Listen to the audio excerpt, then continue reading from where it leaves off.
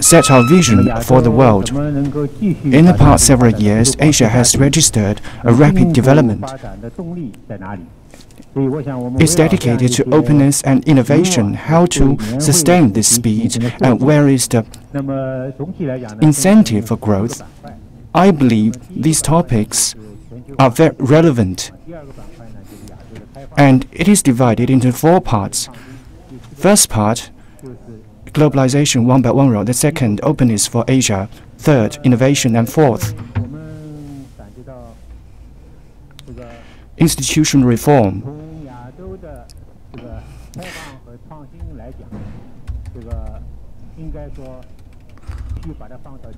We have felt that from the perspective of openness and innovation of Asia, we should put it against the backdrop of the globalization.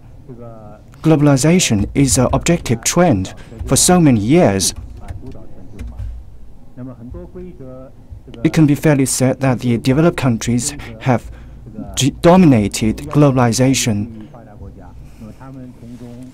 Many trading rules and regulations are more conducive to developed countries, and they have benefited more from it. This imbalanced globalization must be corrected. So we believe that the globalization should be more open, balanced, universally beneficiary, and achieve win-win situation. How to achieve this goal? In this part, globalization, we have set the sessions. For instance, the latter session of globalization, we have the several arrangements. We want to find the solutions to improve the globalization and global governance. In this segment, we will also focus on One Belt, One Road, and we have arranged several summits. We know that after the initiation of One Belt, One Road initiative, it has been one period of time, and this is the initiative of China, which are corresponded by the countries, including the developed countries. And the developed countries have shown the willingness to participate in this initiative. Focusing on One Belt, One Road, there are 4 roundtables. The first, the successful cases. And we have invited the relevant ministers from the Central Asian countries and the several leaders from China to share with us the successful experience of One Belt, One Road. Also, we have the research meetings. We have invited the several CEOs from the energy and resources companies from China. They will share their views on the new Silk Road. And also, we will invite the new energy sectors leaders.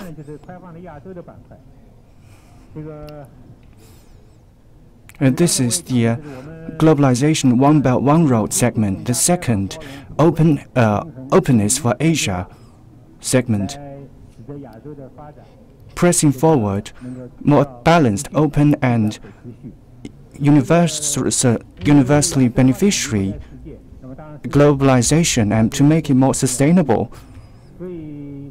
Because Asia's development is inseparable from the world. Of course, the world's development has made a great contribution to Asia's development through exploring the development, the diversified development of Asia, and who will achieve higher goals, and in a more higher extent will achieve the regional cooperation in Asia. And in this segment, there are several summits: the Asian Economic Prospects, the Accelerator for Asian Integration, and regional economic institutions, the potential for the ASEAN countries, and the entrepreneurs' dialogues and emerging economies. About the innovation, because China has put the innovation as the first driver for growth. and the emerging economies will achieve the stride in growth. So, represented by the e-commerce and shared economy, China's economic growth is a good example. And innovation segment, we have the several summits, a new round of technological reform, transformation, artificial intelligence, a blockchain, a new retail, and these are the new topics. And the fourth, institutional reform. Institutional reform are all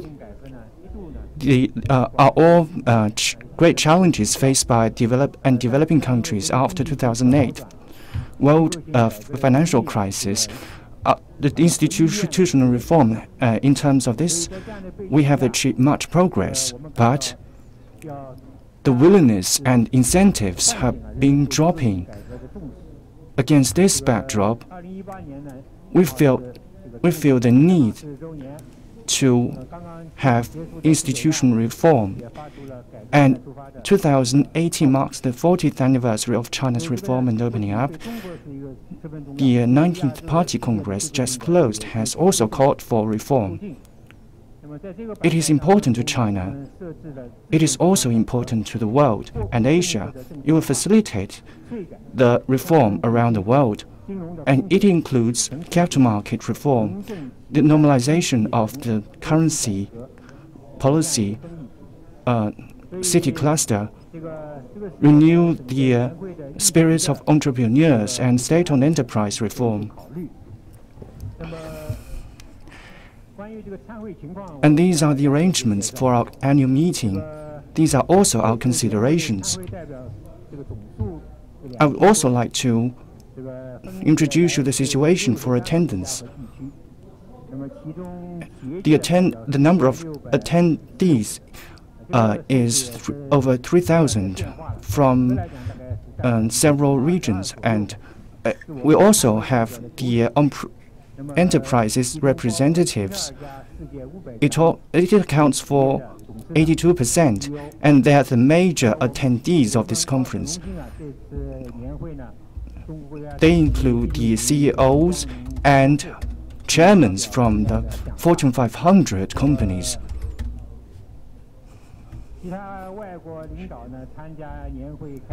Also, very important figures will attend this conference. Other foreign leaders include the presidents of Austria, president from Mongolia, president from Pakistan, and the president of Singapore. Also, the General Secretary General of the United Nations will attend this conference, and they will deliver speeches. Also, I would like to mention our partners' support. They have made great contributions to our annual conference. Without these partners, our annual conference cannot be possible, and we have been supported by the famous enterprises from both China and abroad. I would like to use this opportunity to thank them. And we have confirmed 3 strategic partners. The first is they are very key players in their respective industries. They are which also include the diamond level partners. They are from different countries, including Austria and Asian countries and China.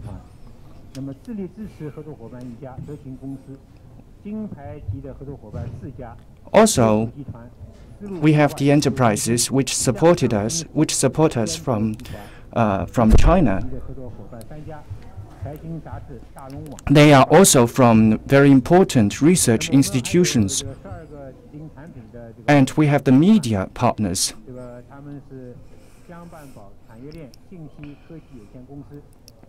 Also, we have the 12 partners. some technological companies, the watch companies,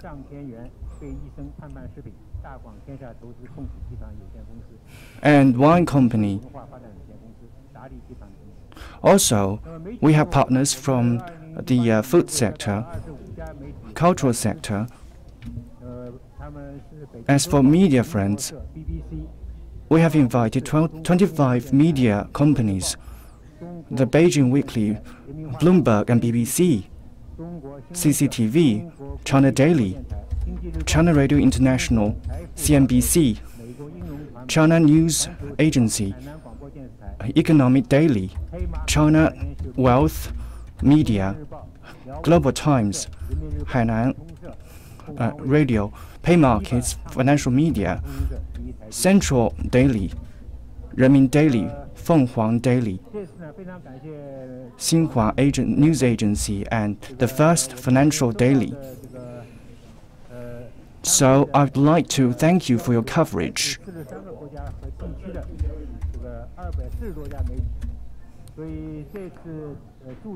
Also, the media from 43 regions and countries, representatives have attended this meeting. And the friends from the media numbered 1,700. So it's a grand ceremony. Thank you for your attention and thank you for your coverage. And this is what I would like to brief you on. Thank you. Next, we will release the 3 academic reports. The first, we would like to welcome Mr. Lin Guijun to release the first report. Dear friends from media, the report is called the Asian Economic Integration Report. Its target is following Asian integration progress, and we compiled the report last year. I would like to summarize the content of this report and important conclusions. First, the report has reviewed the past 5 years Asian trade, investment, and various aspects growth. Overall, in the past year, Asia's trade, compared with the previous year, has registered a rebound.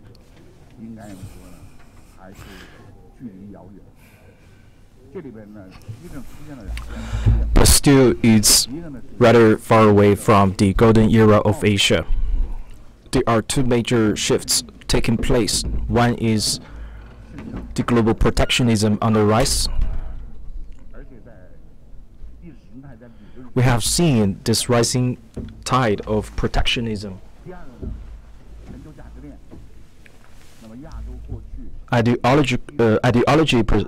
Ideological perspective, it has been one of the mainstream rhetorics of today. We're also looking at Asia economy with uncertain sources of growth.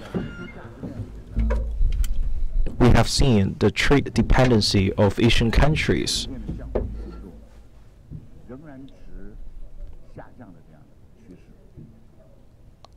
And the interdependency of different economies in the whole value chain is still on the decline. What's even more important for us to notice is that the capital market in 2016 has gone through some jitterings. There has been capital outflow from Asia. Capital is looking for shelters.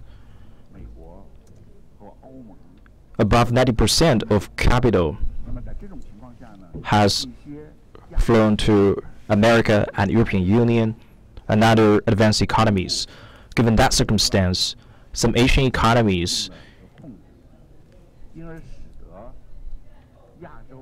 have enhanced their controls over capital flow.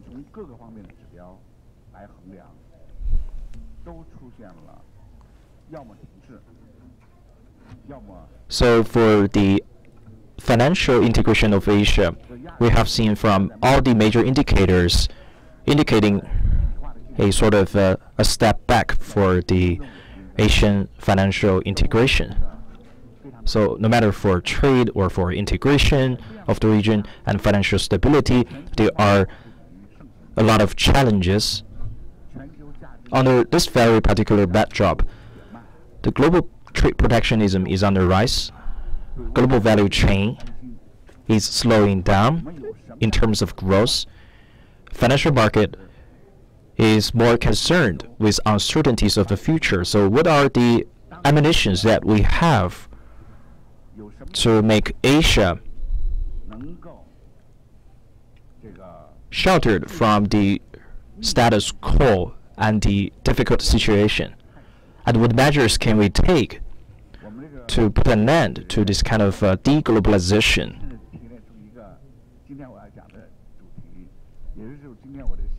The compilers of this report came to one theme, which is also the theme of my report. We have to achieve high quality efforts to complete RCEP negotiations.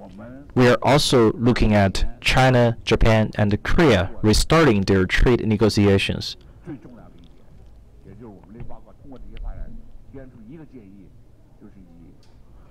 Which might be the most important thing for us to do at this moment. High quality and non-hesitation in accomplishing the negotiations for RCEP to put an end to deglobalization and promote the economic and the trade growth in Asia at a higher speed. Thanks. Thank you, President Lin. Now we'd like to invite President Jeong from the World Economic Research Institute of China. Dear friends from the press, good afternoon. I'm delighted and honored to be here to take this opportunity and brief you on this report trusted by BFA on emerging economies growth in 2018 in Asia. So the target of this report is for emerging economies, as we can see. Talking about emerging economies, there are a lot in number. When selecting countries, it is rather difficult. It's impossible for us to conduct the research on every country. So we try to simplify the process in order to prioritize major emerging economies.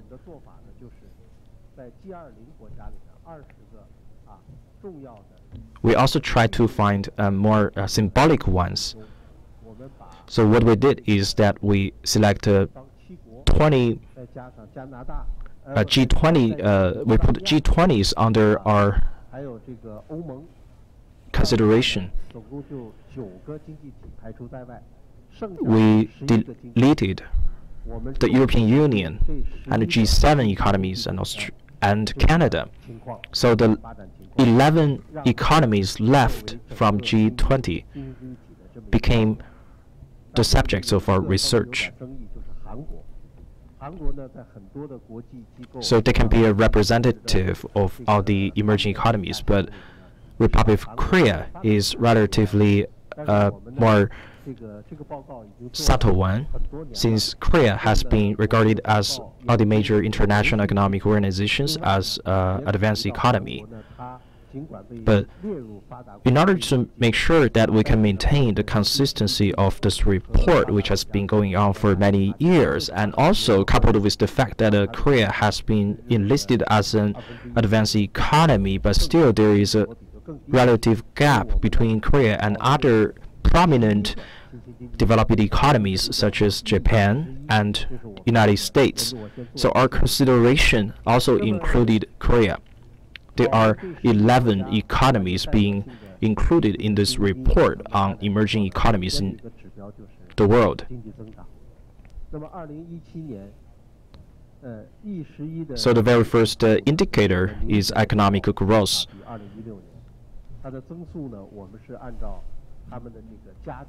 We can see there is an apparent acceleration of economic growth for these 11 countries. We have conducted weighted calculation on all these different economies to see that the growth rate reached 5.1%, which is reasonably good compared with 2016.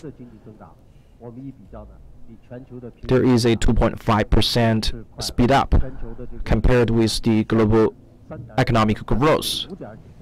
We can find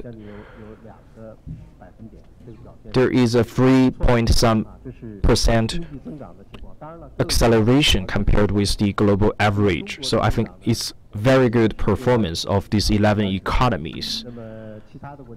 But there are also some discrepancies among different economies. In China last year, we achieved a 6.9% economic growth, while for other countries, some are faster, some are slower. China and India were doing quite well, and there were some countries that were lagging behind, and that's quite natural. Economic growth as a comprehensive indicator is signaling a quite positive sign to all of us. I think the reason behind is that trade has been contributing to this growth. The trade of 2017 has brought some uptick in global growth. It has been reversing the trend that has been going on for years. So this is a very important background for us to take into consideration. And for different countries, we're looking at employment as an indicator.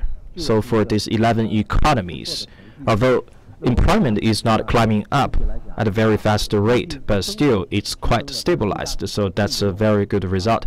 At the same time, we're also looking at pricing. Although economic growth rate has been accelerating, but pricing is not following suit, which has been stabilized. What we need to point out is a fiscal or budget and financial performance for these 11 emerging economies. From the deficit point of view, the deficit to GDP ratio are on the rise for those countries. But overall, government debt to GDP ratio look much better when it comes to a comparison with other developing economies. So we can see that there is a 50% ratio, which is lower than the international average of 60%. So this is for the 11 countries, a rather rosy picture. But this ratio is also gradually growing, but under control. What's worth mentioning is that for non-financial sector, for private companies, their debt as an indicator, well, people were quite worried about the corporate debt to be quite high in China compared with the past few years.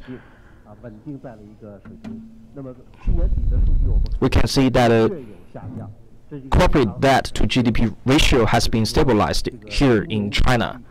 The data of last year has shown us there was a decline, which is relatively good signal for us, showcasing our economy is becoming more sound.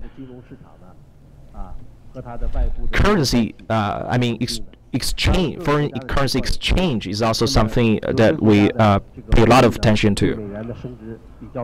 We think the market is generally stable, but some countries' currency has been appreciating against US dollars. For instance, Russians currency has appreciated 13% against US dollars, and for Turkey and other countries, there are also some fluctuations, but the overall situation is quite stabilized. So from the big picture of last year, E11 has shown quite a good dynamic of growth, and all the major indicators have been regarded as quite good. But that doesn't mean there's no problem. Looking at this year,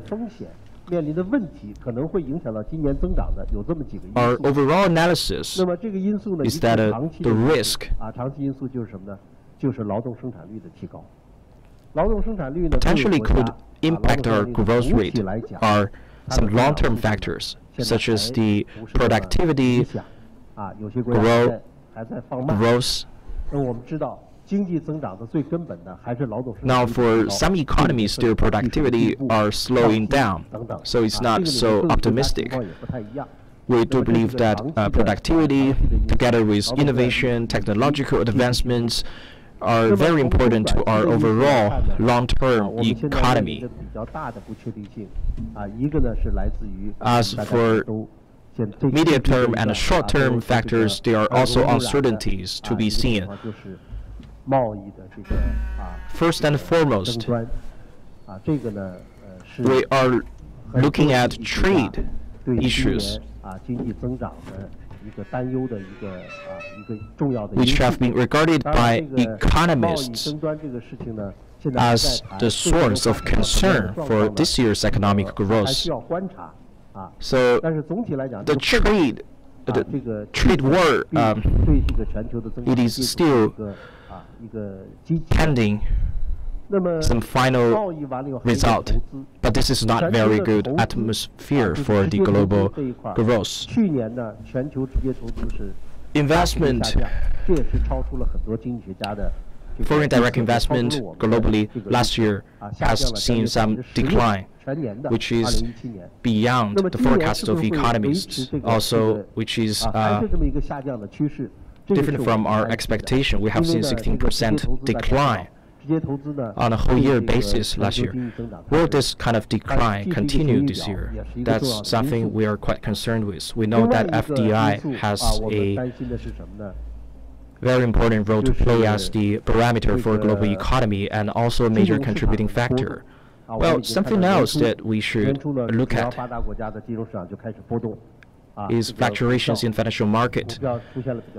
Earlier this year, all the major financial markets in the world had gone through some fluctuations.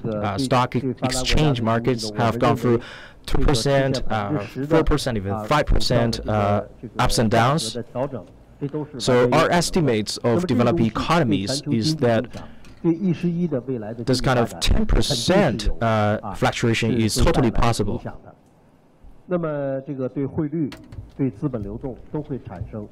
These factors will surely affect the future economic growth for forex rate and capital flow. It will have some certain extent of influences.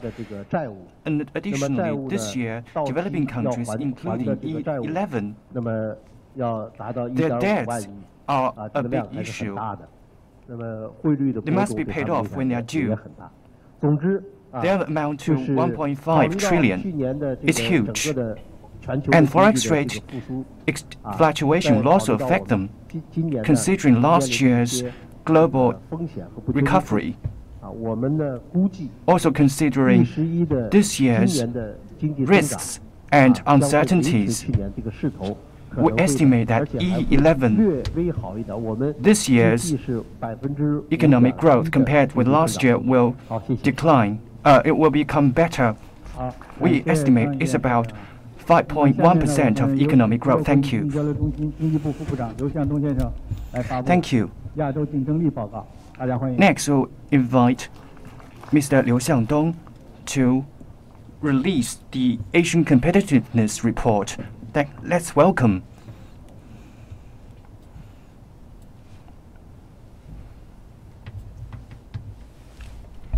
好，谢谢主持人。刚才这个周文正秘书长谈到这个 Thank you. Just now, the Secretary General has talked about the incentive for Asian economic growth, and this report will brief you on the economies within Asia. Just now, you have mentioned that the Asian economic growth has exceeded estimation. Especially last year, the Asian economies have led the world economic growth. Our research result that with the progress of Asian economic integration, all economies may benefit from it. So it's a strong driver for economic growth.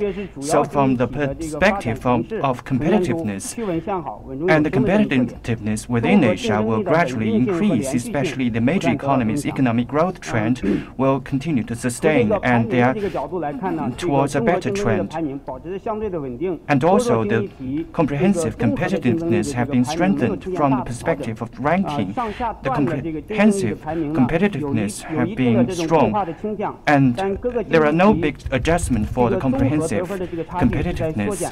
Also, on the upper and high level of the ranking, the situation has plateaued, but the general gap has been breached from the perspective from the 10 top economies. There are no big changes compared to last year. China has also in a stable position. The comprehensive competitiveness indicators are divided into 3 types. The first, the emerging economies in Asia and the traditional developed countries are at the front, and China and also the emerging countries are at the middle level, especially the Central and Western Asia are at the middle rank. As for the East Asia and Southeast Asia, also they are at the lower level. As for the comprehensive competitiveness indicators are based on 5 dimensions. The first is based on the business environment. From the perspective of business environment, we have learned that the Hong Kong, Singapore, Colombia are at the forefront. In terms of the functional reform of the government, because of the functional reform of the government and also an improvement of the business environment, China's ranking has been improved. Also, for the facility of the enterprises, we have seen a big boost. But comprehensively, China's competitiveness rank has been tilted upwards slightly, but for other countries, Sri Lanka and Vietnam, and these countries lag behind for a certain extent, and they have a room to rise in the rank. The financial institution and infrastructure have reflected the existent financial assets when the Asian economies have taken off, their infrastructure have registered an improvement. Also, the Eastern Asia and Southeastern Asia's economies lag behind in their infrastructure. So based on the One Belt, One Road, we believe we can boost their infrastructure and interconnectivity. So in our ranking, the developed countries and newly industrialized countries are on the top. In terms of the infrastructure improvement, China has registered a progress. So China ranked the 14th and 1 position ahead of last year's. The third dimension is the vitality of the economy, especially the healthiness, the soundness of the economy. With the universal growth, the international commodities price have registered a rise, and Central Asian and Western Asia's economies have been increasing their competitiveness. Also, there are infrastructure existent assets, and there are also some shortcomings. These have restricted the improvement of economic vitality. So from the perspective of our ranking, China's Hong Kong, Singapore, and also other several countries ranked the top 6. They have not been affected by the external world. China's economic growth has also exceeded our estimation. Its economic size has registered over 12 trillion, so it has shown China's competitiveness. The fourth dimension is from the social and economic development level, because it is a relatively traditional indicator. Compared with the developed countries, China has maintained a high-speed growth, and also in Eastern Asia and Southeast Asia, they have also registered a sound growth. In the short term, with the economic growth, this trend will not. It is very hard to change the situation, so we should achieve the inclusive growth and achieve the prosperity for all in Asia. So in terms of the social welfare, the traditional developed countries have ranked at the forefront, because for China, because there are inadequacy and imbalance problems in China. In terms of this, China has fallen slightly. The fifth ranking is the human cost, human capital and talents.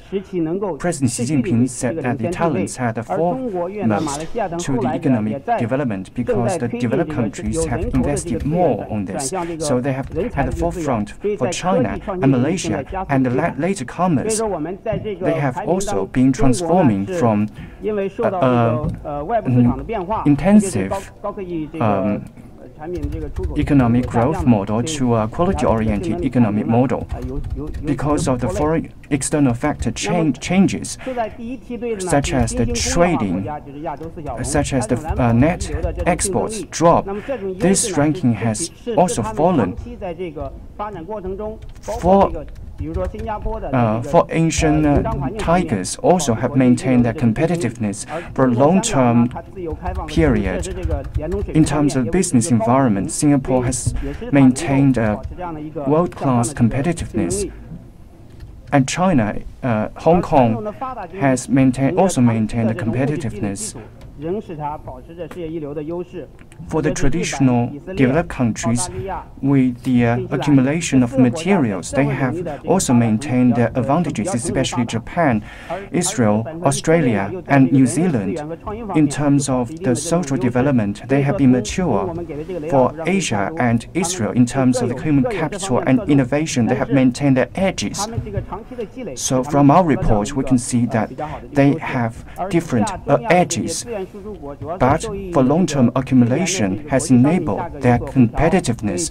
For Central Asia and Western Asia, they are the major resource countries. They're restricted by the rebound, by the fall of their prices of commodities. They have also faced a problem. They are over-reliant on the export of materials and resources, so they are not as competitive as others. For China and India, according to the 5 dimensions, China's vitality is leading, and China is reforming and building a new economic model. So China has maintained its competitiveness, though India registered a rapid growth. But they are still restricted by the social level, development level, and infrastructure. India must develop comprehensively to enhance its competitiveness. For ASEAN countries, especially Malaysia, the Philippines, and Thailand, their economy have been strengthened, especially especially the labor-intensive industries, have witnessed the surge. So the comprehensive competitiveness have been strengthened, especially the business environment in Malaysia and Thailand have been improved, and the human capital and innovation have been strengthened. So the emerging economies in ASEAN countries are on the rise. For South Asia, the comprehensive competitiveness is not ideal, especially the infrastructure and the innovation are their weaknesses. So they lag behind in their ranking. They must be effectively improved. And these are the situations we have seen. And this region has been affected by One Belt, One Road initiative. And also we are building economic corridors. With the progress of One Belt, One Road, especially the improvement of infrastructure, and also with the coordinated development of the region, they are expected to improve to a certain extent. Thank you. This is my report.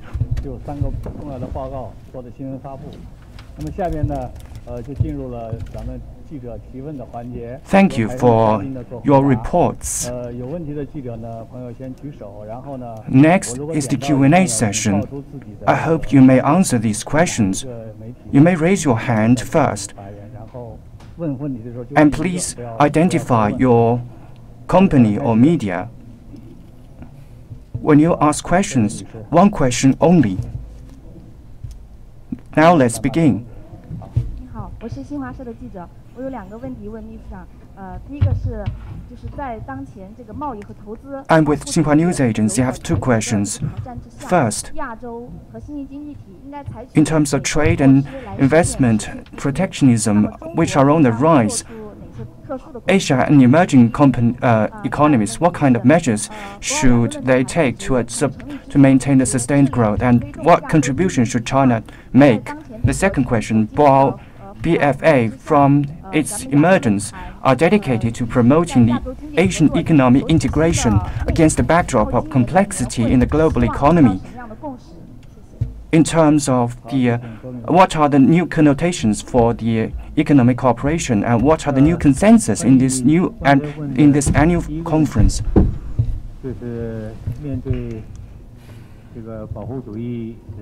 As for the first question, I have the following answer. Facing the rise of protectionism, what measures should Asian countries take? First,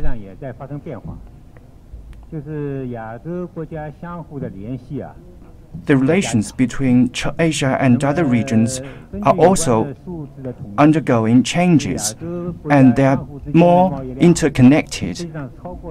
According to the relevant statistics, the Asian economies' trade have exceeded the number between Asia and EU, also exceeded the number between Asia and US, North America.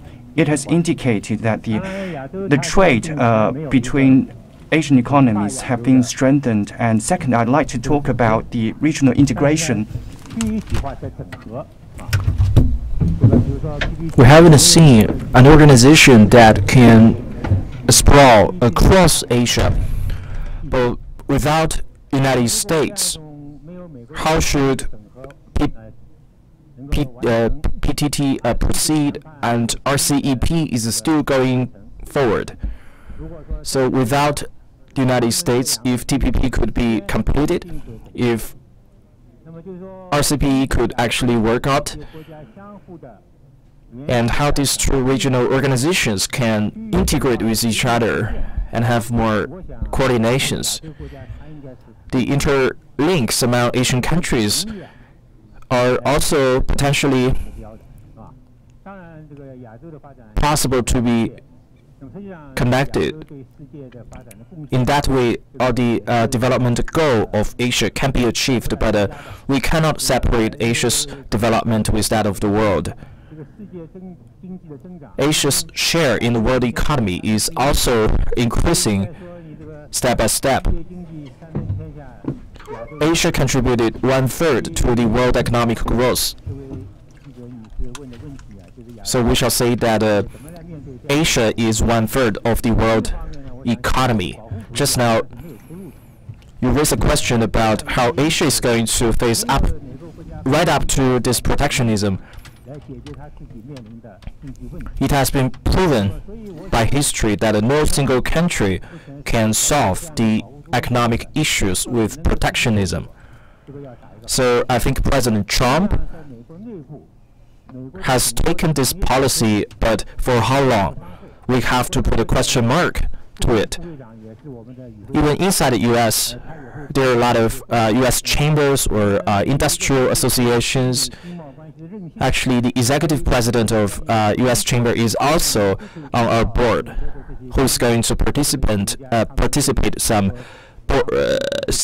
panel discussions. One panel is on the U.S. economy, so you're going to have an opportunity to hear how these entrepreneurs from the U.S. are looking at Trump's tariff war against China and protectionism. I don't think there is a way out from protectionism. The U.S. economy is indeed suffering from some problems, but the therapy offered by President Trump is not the way out. We have seen the savings rate in the U.S. constantly deteriorating. In 1970, it was 13% of the world economy, but now it is only 2.6% of the world economic aggregate. So on the one hand, we are looking at declining of savings rate. On the other hand, spending in the U.S. is constantly on the rise. The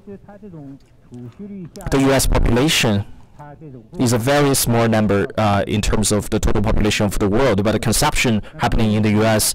is actually covering 34% of the total consumption in the world. So this imbalance between the savings rate and overconsumption is the problem of the U.S. economy. Now the U.S. economy is going toward virtual economy, technology, and innovation. A lot of entrepreneurs in the U.S. has pointed out that President Trump's direction is up to question. So we should wait and see what's going to turn out from this current situation. And Trump has made a lot of promises that he has to live up to.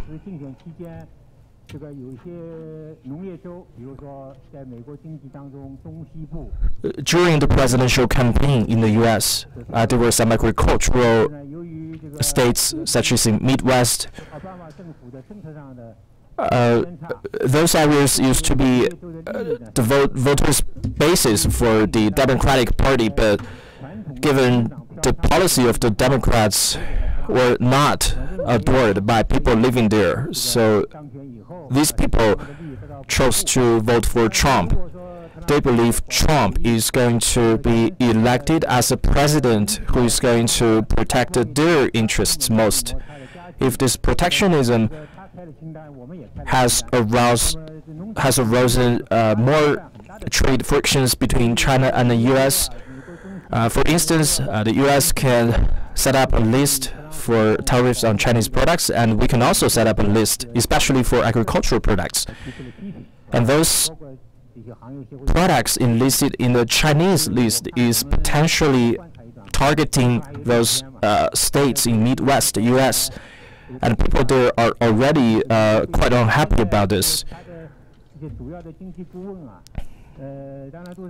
So will there be implementation on those tariff lists is also the question that remains to be answered. Now the economic advisor of Trump has already make it more flexible by saying there's some leeway for negotiation. So that's your first question. You also raise a question about how BFA is going to fit into the current situation and play its role, right?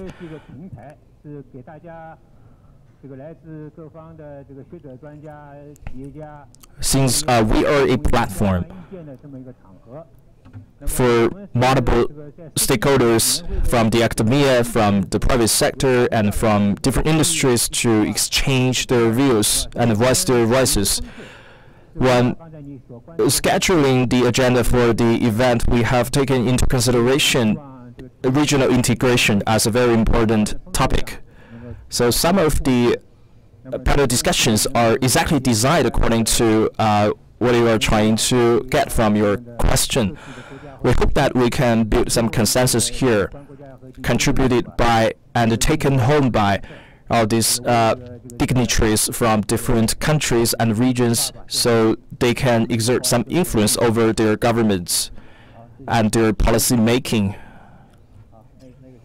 so that our contribution to regional integration can be achieved.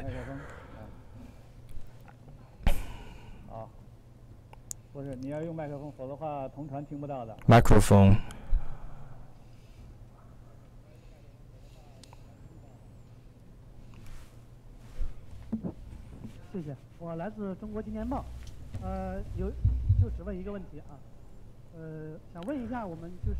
I'm from China News Daily, so have only one question. As for all three flagship reports and all the parties to compile those reports, I think you have all talked about protectionism. So for these flagship reports,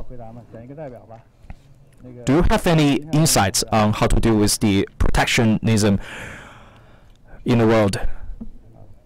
So, President Lin, do you want to answer the question?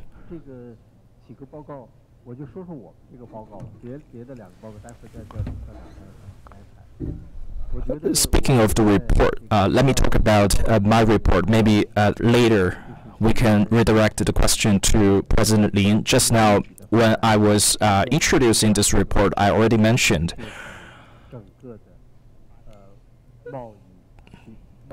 the biggest uncertainty for emerging economies' growth this year is the deterioration of trade. I think the heating up of protectionism is not really enough for us to describe what's going on. It should be the intensifying of protectionism. It's not just like a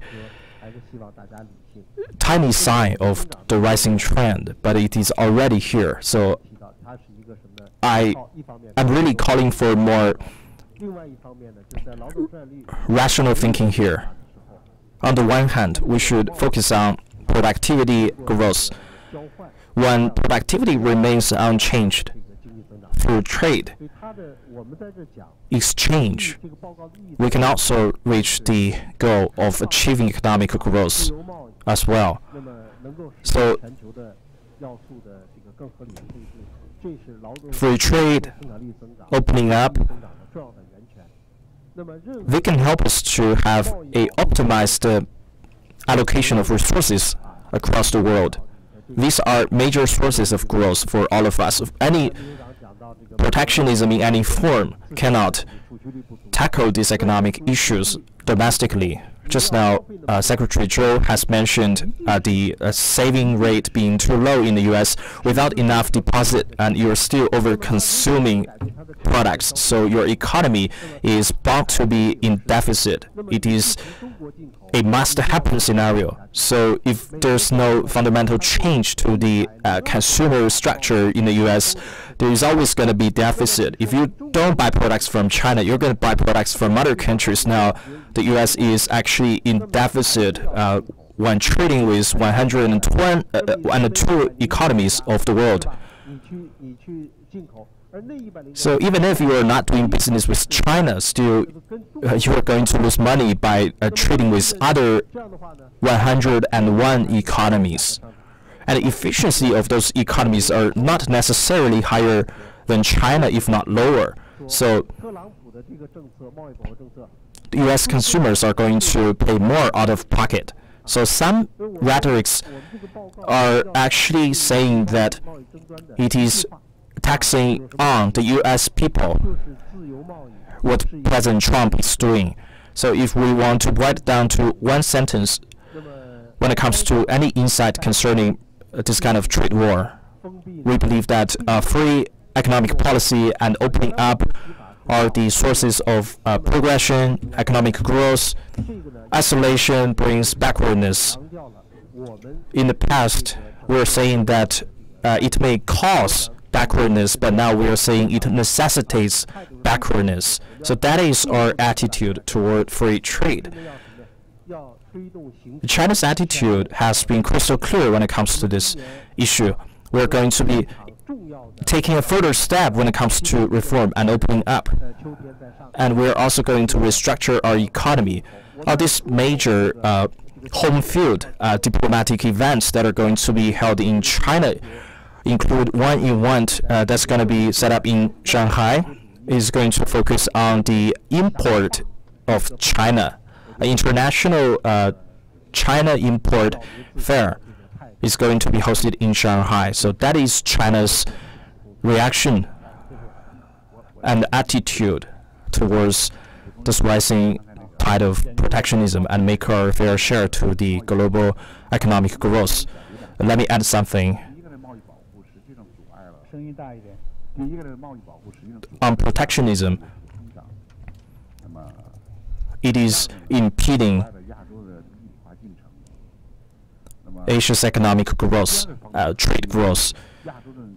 It's also stopping Asia's integration. In another sense, the internal market of Asia has not been fully unleashed with its potential. If the potential can be further freed, then growth in Asia is going to be even more phenomenal. At a time, we need to have a higher level of opening up to each other.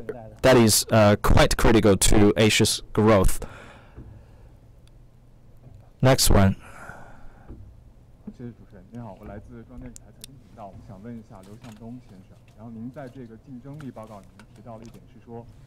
I'm from CCTV Financial News, so my question is for Mr. Liu. In the competitiveness report, you mentioned economic integration in Asia has been showing a very strong flavor of China. When China has been putting its Road and Belt Initiative up and running, we have been looking at how the Road and Belt Initiative is promoting integration in Asia. Is my understanding correct? Thank you for the question.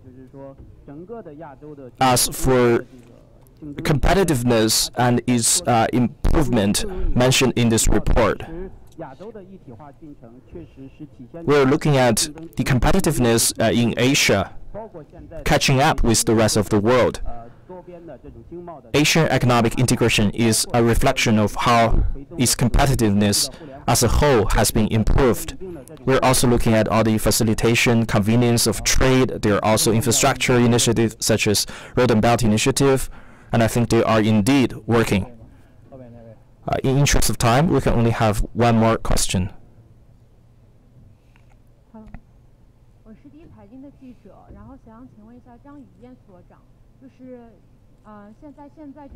So I'm from CBN News. My question is for Mr. Jeong. Talking about normalization of monetary policy, and we're also looking at the rising tide of protectionism. So given all these factors, what do you think is the challenge and opportunity for emerging economy? You just have also mentioned that the emerging economies in the past years have accumulated the debt, especially the non-financial institutions' debt. The debt issue is serious around the world. It has also attracted wide attention. So how do you view this problem? For emerging economies, how can they resolve the debt risks?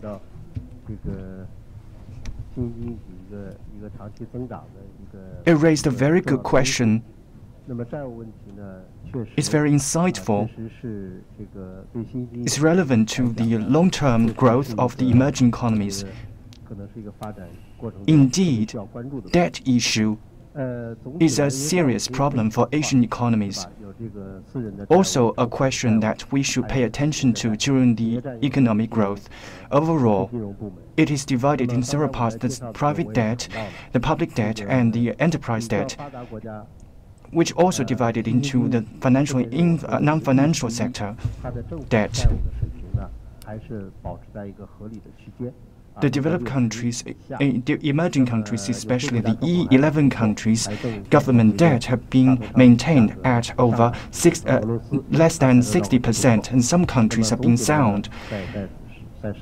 With the rise of the assets, for instance, Russia has been maintained at a very good level. Overall, emerging countries' situation are better than the developed countries, and they have been more capable in terms of capability to deal with the debt. We must also focus on this issue. As for the corporate debt,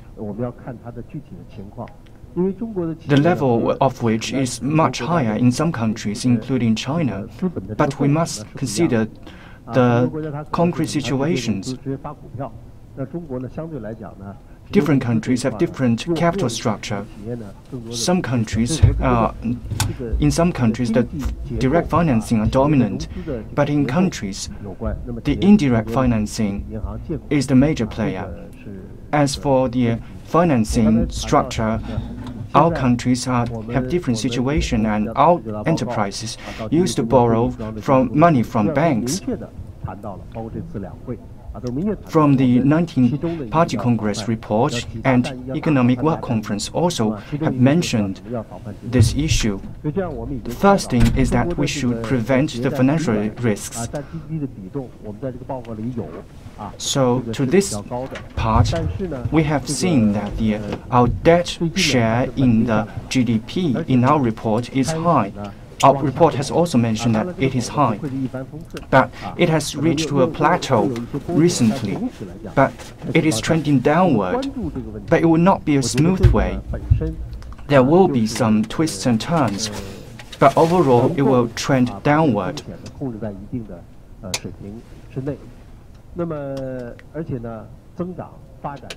But we can maintain the risk at an appropriate range. Growth is very important. Only when the GDP is expanding, only when the debt level growth has exceeded the economic growth, then the problem will be huge.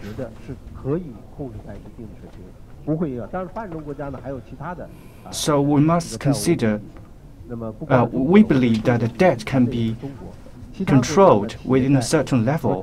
Of course, developed countries have their debt situations. Of course, I focus on China. In other countries, especially in South Korea, the debt level is high. But other countries have the low level in debt, but it does not necessarily mean that there will be no problems in other countries. So we should follow this situation. Of course, the regulators and the whole macro and micro policies are the areas of our attention, and we can overcome this problem. Thank you. Thank you for your time to attend our press conference. And also, I would like to thank the authors of 3 reports and the representatives. This report has been consistent for several years, and the result is evident. And the report releases are behind. You can fetch them. Of course, on our official website, we'll release the reports on bilingual version. And thank you for your coverage for several days. Because it is an informative conference, you'll have hard work. If you have any needs or if you have any difficulties, you may contact our staff and our organizing committee, and we'll do our best to provide the best service for you. And thank you. This is the end of the press conference. Thank you.